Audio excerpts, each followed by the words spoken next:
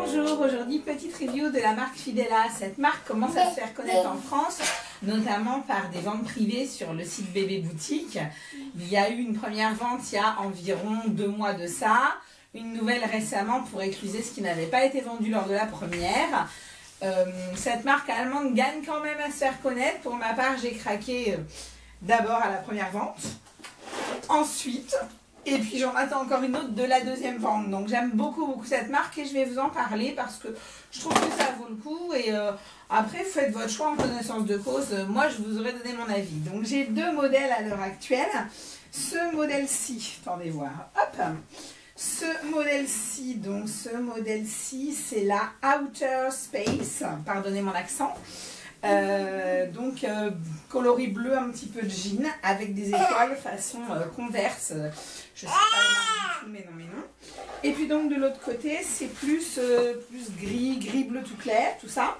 Donc celle-ci je l'ai pris en taille 4, donc 3,60 m. Et puis ce modèle là, la Green Arrow, je crois si je ne me trompe pas. Donc celle-ci, elle est verte d'un côté, un beau vert pomme, et de l'autre côté, un magnifique bleu turquoise avec des petits cœurs comme transpercés d'une flèche, tout ça. Elle est sublime, vraiment. Celle-ci, c'est une taille 6, donc 4,60 m. Et donc, j'ai à nouveau craqué sur la Paisley Coloris Smoke, donc j'ai dû la prendre en taille 6 aussi, mais je vous en parlerai quand je l'aurai reçue parce que pour l'instant j'attends encore une semaine, 10 jours avant de la recevoir comme vous toutes. Enfin celles qui ont craqué, hein. Les autres vous pouvez attendre, ça n'arrivera pas, je suis désolée de vous le dire.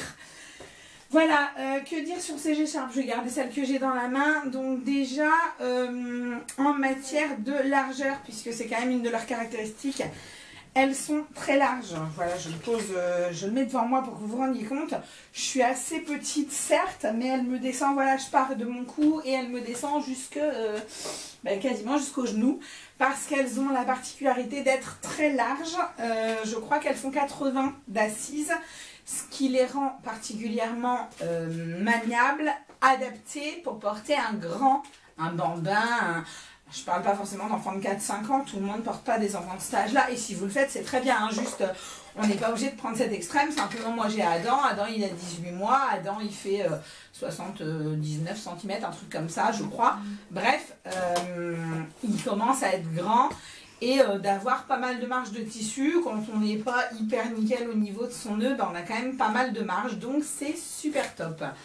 Voilà, donc elles sont toutes larges, hein. Je veux dire, je prends celle-ci, hop là, je prends sa copine, je fais la même, on est très similaires, oui, bah, je crois qu'on est, voilà, je vois pas bien, mais oui, on a 1 cm près de la même manière. Petit détail qu'on a remarqué, et c'est ma copine qui m'a fait comprendre le pourquoi du comment, donc du coup j'en parle. Les ourlets, alors sur celui-ci, non ça va pas trop se voir, je vais faire de l'autre côté peut-être, j'espère que je suis en face, hein, comme d'habitude. Voilà, donc ici là l'ourlet, parfois on peut avoir l'impression que l'ourlet est un petit peu abîmé. Je vais vous montrer sur la verte, hop, on verra un petit peu mieux ce dont je parle. Ici là, vous voyez l'ourlet, on a l'impression qu'il y a plein de petits fils tirés, tout ça, c'est un peu... En fait, ce qui se passe, c'est que, d'après ce qu'on a cru voir avec ma copine, au lieu d'avoir fait 2 rabats, c'est-à-dire 1 fois, 2 fois et 2 coudres, la marque Fidela ne fait qu'un rabat. Et donc, quand ils cousent à ras-bord. Et donc, les petits trucs, c'est en fait le tissu qui est peut-être pas surfilé, vu qu'il y a un ourlet, qui doit faire cet effet-là. Dans tous les cas, les 2 miennes ont cet aspect-là, ça ne me perturbe pas du tout pour les utiliser, c'est pas du tout gênant. Quoi d'autre? Elles ont des ourlets différenciés, donc ici on a un ourlet vert, tac tac tac, tout en bas on a un ourlet bleu. Ça peut être pas mal dans des nouages où on a besoin de différencier les ourlets pour savoir quand on tire à un endroit où est-ce que ça va. Ça permet vraiment de se repérer. Parfois sur des écharpes type rainbow, etc. c'est vachement pratique parce qu'il y a les couleurs, et ben là il y a les ourlets. Si on est blonde comme moi, on ne fera pas gaffe aux ourlets et on se débrouillera autrement. Mais si on y pense, et ben c'est quand même une idée bien pensée. C'est valable sur celle-ci aussi. J'ai un ourlet qui est gris bleu et j'ai un ourlet qui est bleu jean. Voilà. Que dire d'autre? Elles sont très fines. Alors, je ne vais pas vous refaire la gogonne qui regarde à la fenêtre alors que vous ne voyez pas. Mais quand on regarde, en fait, on voit par transparence ce qui peut perturber. Elles font, il me semble, de tête 200 grammes au mètre carré ou je sais plus quoi. Enfin, bref, 200, c'est pas très très élevé. J'ai moi-même une écharpe qui fait, je crois, 210. Et en fait, je peux pas porter avec parce qu'elle est désagréable. Elle me scie les épaules. Elle va être transformée pour la rendre confortable pour moi. Elle va devenir un maïtaï normalement. Mais cette écharpe-là, malgré sa finesse, n'en reste pas moins soutenante et agréable. Donc... la finesse, oui, on peut machin, etc. s'inquiéter, mais il ne faut pas se fier parce que d'une écharpe à l'autre, ça change tout. Mon autre écharpe qui est très fine n'est pas de la même marque et ça ne donne pas le même effet. Donc, j'ai testé, je me suis fait mon idée. Je vous laisse vous faire la vôtre si vous l'achetez, bien sûr.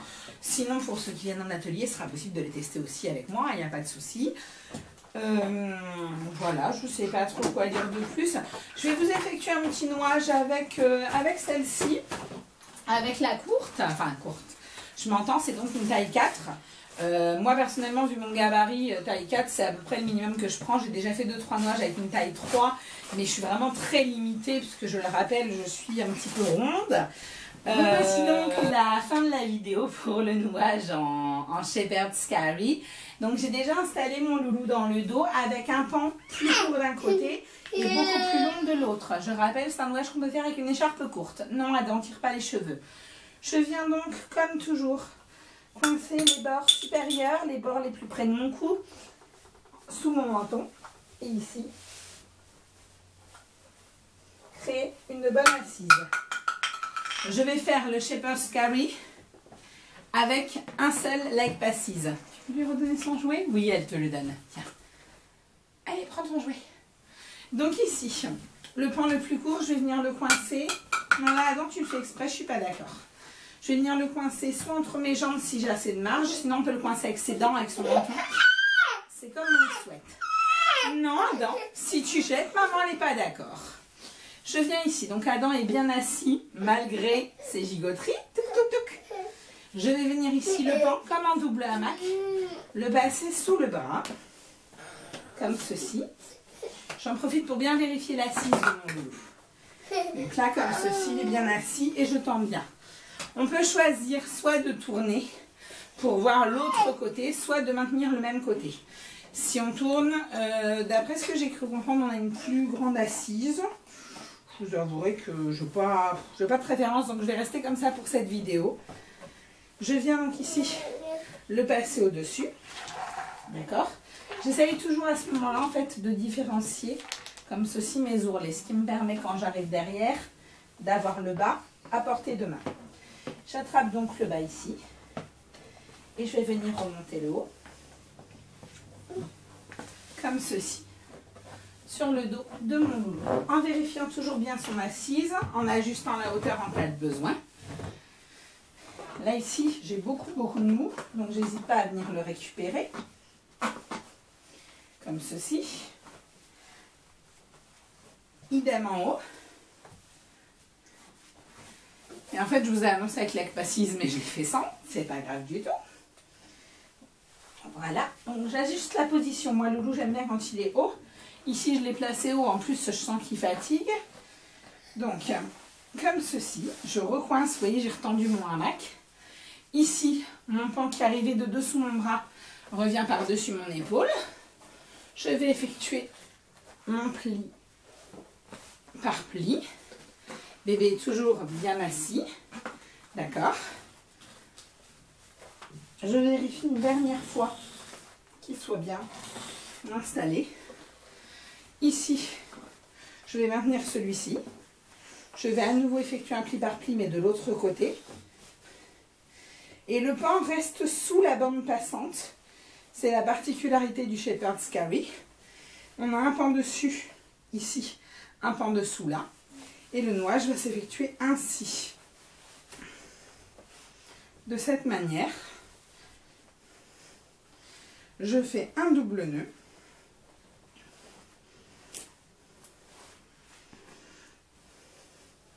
Ici, je peux déployer sur les épaules. Je vérifie l'assise de bébé comme ceci.